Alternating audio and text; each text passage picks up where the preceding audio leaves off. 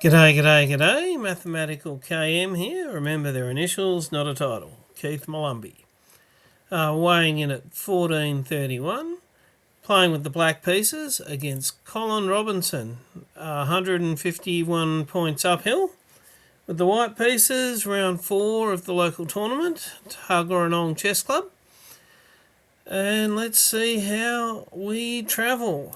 Another water horse for your viewing pleasure. Well, Black built a lead and didn't let up. Spoiler. Okay, so let's see how the game actually goes.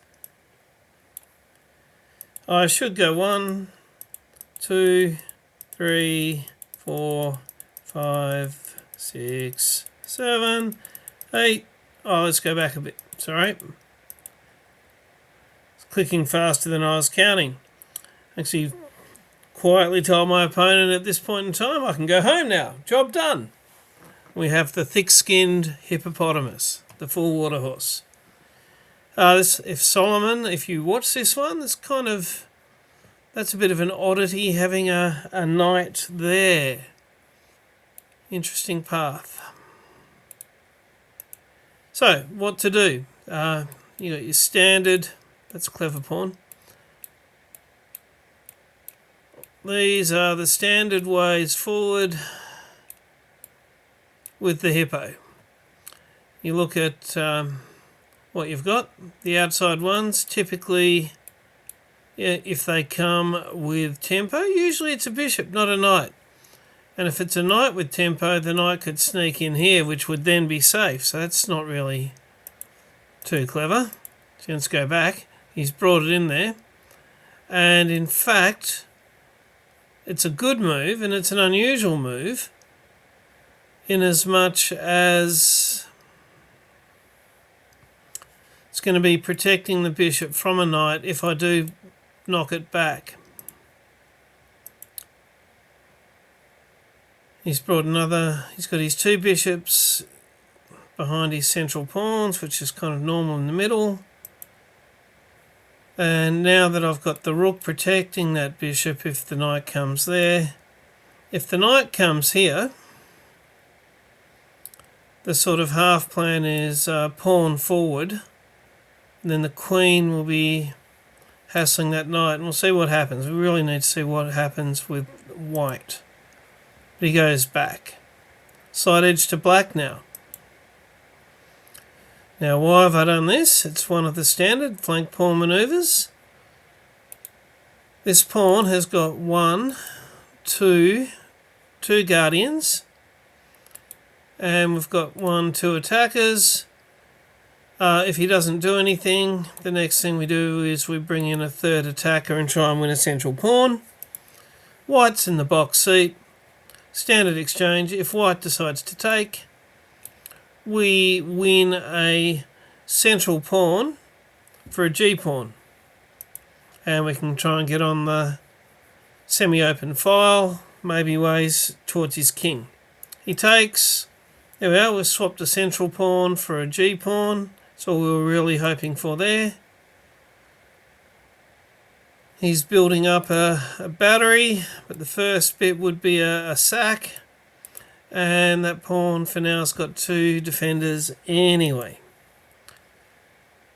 Castling would have been better. A better way of getting the rook to the exact same square. And my king out of the middle. Knight to Keith. Take that one on board. We get a little bit of a life a little bit later, and that's largely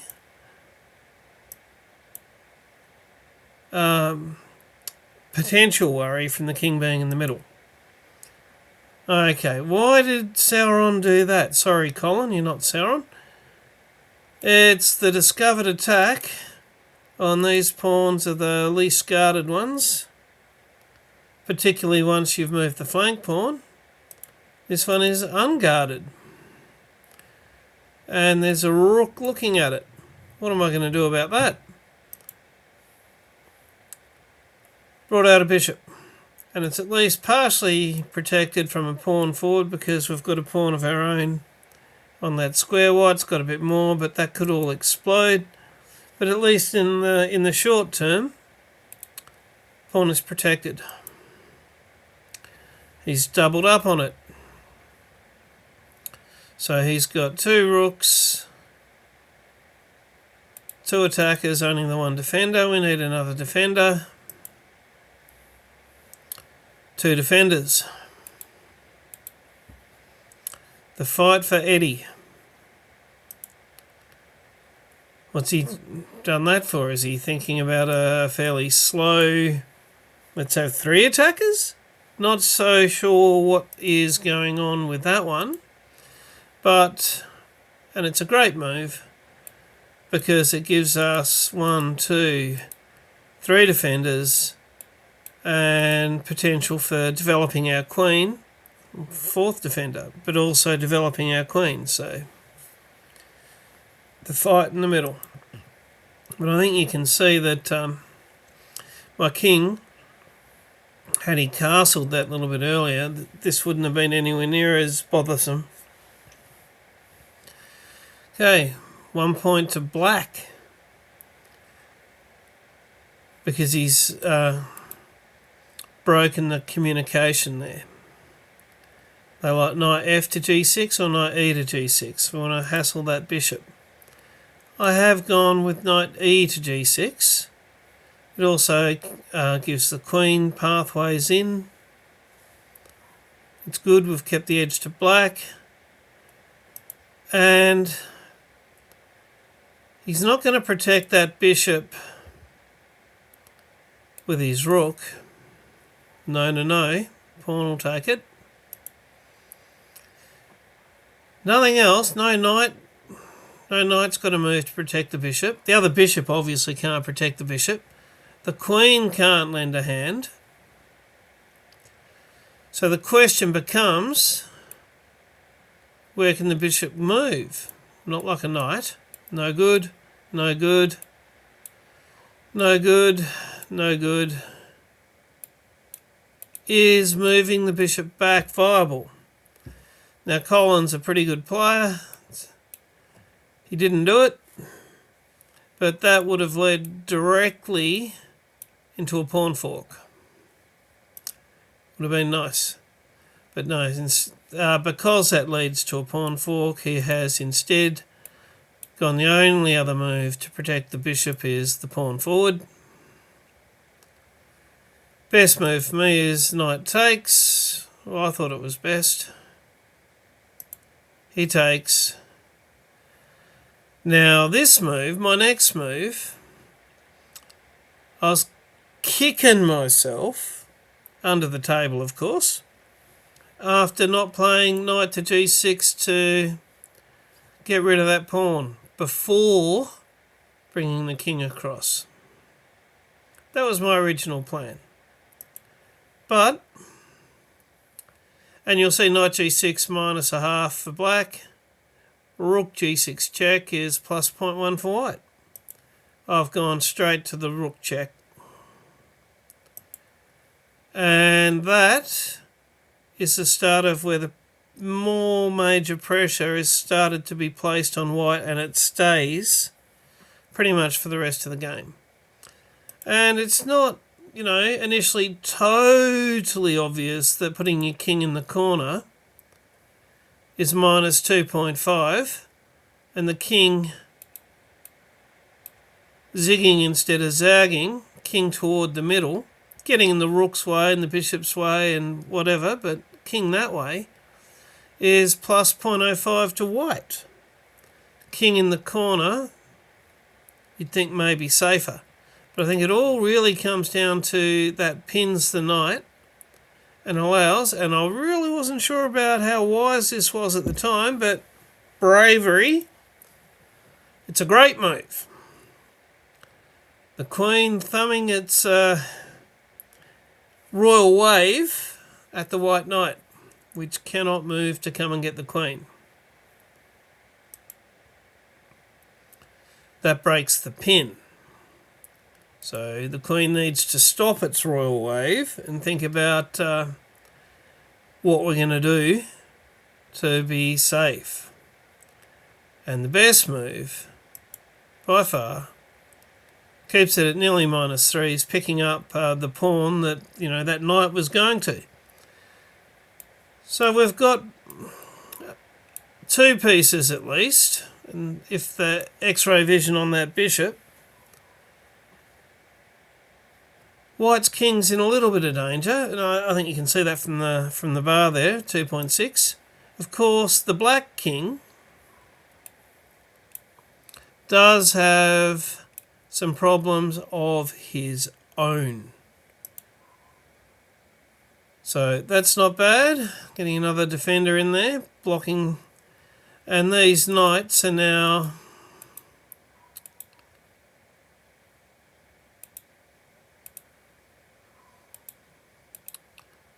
really starting. There's not a lot of safe squares for my queen should my queen find the need to move. And with that, bishop's lined up on that one as well. So I've got to be very conscious of the danger. And I've also got to maintain awareness of the rook takes pawn with check. And I've got 2. And I kind of felt this one was a blunder after I'd played it. Probably, whilst that knight was still pinned, a wiser move would have been getting the queen to where it could pull back and say we've won a couple of important pawns and just gone from there. But I've played it. It's considered a blunder. C times d4 would have been the good move next. Interesting. But what I'm seeing is rook takes pawn is a check, allowing queen takes hanging queen.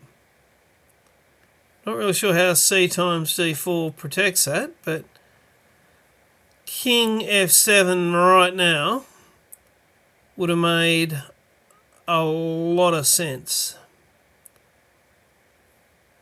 Then, if rook takes pawn, I'd go queen takes queen. He might take back because he wants my queen, and then I'd get the rook for a pawn. Now, that was more than a miss. This is plus 1.55. It's check, so he's got to take back, but he wants to anyway. King to d7 makes a lot of sense. Still a big plus to white. And that's an even bigger one. Now, you can see kind of what I was thinking at the time. 3 defenders. 3 attackers, doesn't really work. So this was my let off, the chance when you see the graph. Because what would have worked is check, and if I take with the pawn, I'll lose my queen. And it was the great move, and it's still +7 to white. Very great. Because I don't get to take back. The pawn is pinned. If I take with the bishop, he still takes my queen. Bishop can't take back. The bishop is pinned. Now the best thing I can do is take with the queen and queen for a rook. Not the best deal. Look at that, +7.2. So that was the big moment. And fortunately, and seeing a little tactic and missing another, what Colin has seen here is, it's a little bit clever, is he's grabbed a pawn. I get a knight. He's going to get a pawn, a knight. And let's slow down. He's captured a pawn. I've got a knight. I get 2 pawns.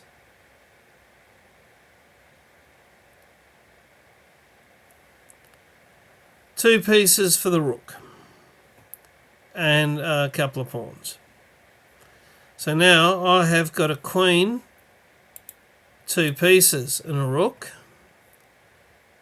He's got a queen and 2 rooks. So basically, where he's got a rook, I've got 2 pieces. So normally, you know, people tend to say that you're better off with the 2 pieces, but a knight's a short range piece and it's in the wrong place. Oh, and to finish that trade to make it even, I take back with the knight. So yeah, that rook is 2 minor pieces.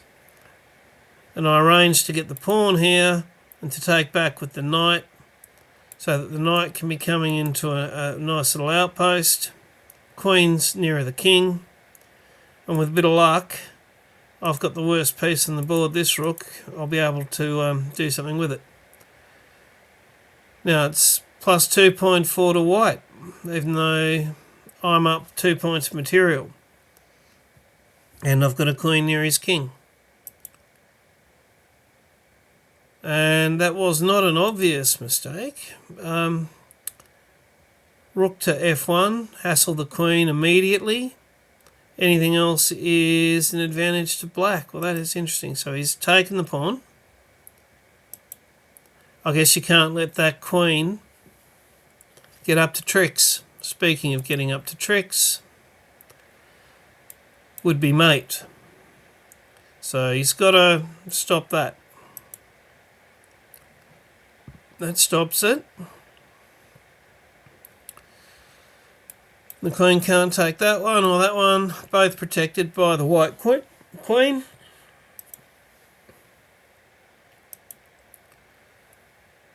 Okay, so I've brought my king, they don't like it. So now the king is protecting the bishop, and I'm got hopes of activating my rook. And I'm also acutely aware of, right at the minute, if it's still there, let's go back one. If I played the fork now, it's a mistake. He takes, I take, he takes, and we end up, well, it's actually back to 0.0, but exactly even material. Interesting. But I'm hoping I can do better than that. So he's gone there. I don't want to do the fork. I protect my bishop with my king. He brings another piece, c4. Another pawn coming in. Yeah, I guess the pawn stuff's important. But he's got 2 rooks lined up on the bishop, so he can take the bishop, hassling me there. I get the bishop out of the way. If he wants to check me, the bishop can take the first rook, and then the second rook can't even come back. So it's not bad defense, and it's also giving me an open file that with a bit of luck I'll be able to bring my rook across. And the other thing that before I move my bishop there that I've been a little worried about, and right here I think Colin may have been hoping I would watch how big of a blunder this is. Jumps to plus 5.4. Reason? You can pin the queen to the king with a rook. Oh, it wasn't even the best move. Getting the check in first was best, but definitely could have won the queen. But coming back, don't want to play into that fork.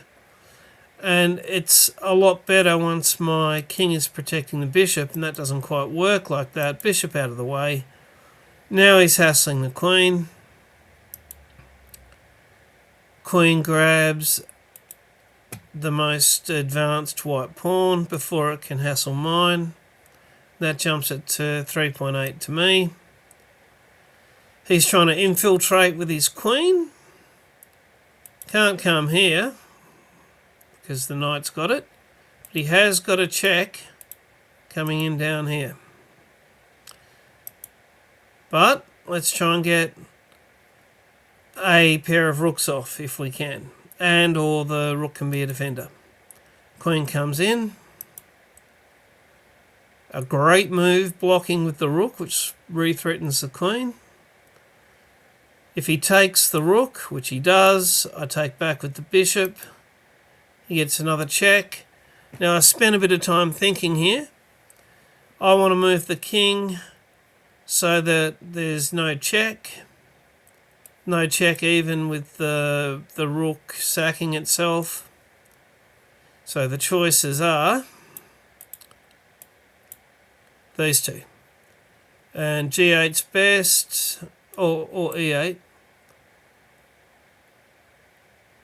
And I have gone with the best move, getting the king there. The knight gets him, not a check.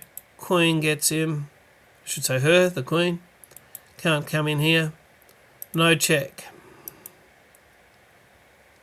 That was, wouldn't I say, a bit of a mistake. Mate in 3. I kind of figured that he needed, let's go back, I thought he needed to take my knight. I was thinking rook takes, pawn takes, queen takes, pawn takes. And I'm left with the only piece on the board with that bishop. But queen to e4 is better. Oh, just playing defense. Getting that queen on that diagonal. As it is, he's... I mean, it makes a degree of sense lining the rook up on and pinning the bishop, but I kind of saw it from here. It's an elegant mate, actually. So check.